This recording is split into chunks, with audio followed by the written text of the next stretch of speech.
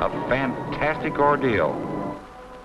Just off the coast of England back in 1955, a routine helicopter rescue demonstration was in progress. The volunteer survivor afloat in his rubber raft was pulled up into the air by the copter as per schedule. No one had bargained for what happened next.